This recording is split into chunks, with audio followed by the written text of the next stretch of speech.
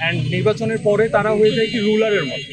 And যেখানে কোনো check and balance থাকে না। বাট আপনারা যদি 31 দফাটা দেখেন, সেখানে জনাব তারেক রহমান মেনশন করেছেন যে মিডিয়া কমিশন গঠন করে মত প্রকাশের একটা সুযোগ থাকবে, যেটার মাধ্যমে স্থানীয় সরকার যদি কোনো অনিয়ম বা কারচুপি বা কোনো ধরনের কারাপশন হয়, সেইটা ওই মিডিয়া কমিশনের থ্রুতে একদম রুট লেভেলের পিপল সেটা একদম হেড অফ দ্য গভর্নমেন্ট পর্যন্ত রিচ আউট করতে পারবে যে তার ওখানে কি কারাপশন হচ্ছে, এবং সেইখানে এবং হেড অফ দ্য গভর্নমেন্টের কাছে ওই স্পেসটা থাকবে যে রুট লেভেলে কি হচ্ছে সেও ডিরেক্টলি কানেক্ট করতে পারছে, যেটা কিন্তু আগের কোনো সরকারের কাছে আমরা দেখিনি।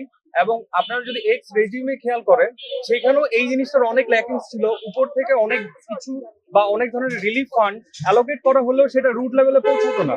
হয়তো আমরা শুনতাম যে বিভিন্ন ধরনের প্রণোদনা দেওয়া হচ্ছে, বাট রুট লেভেলে সেটা পাচ্ছে না মানুষ। উনি কিন্তু ঠিকই অ্যালোকেট করতেছে।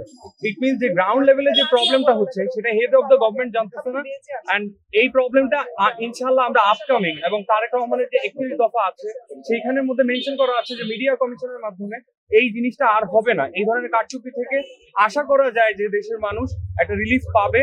অ্যান্ড আমরা আশাই রাখতে পারি যে পরিবর্তনের, যেহেতু অনেকগুলো দল অনেক ধরনের কথা বলছে এবং অনেক কথার মধ্যে বেগ স্টেটমেন্ট ছিল, বাট ওনার কোনো কথার মধ্যে এখন পর্যন্ত টিল না কোনো বেগ স্টেটমেন্ট নেই।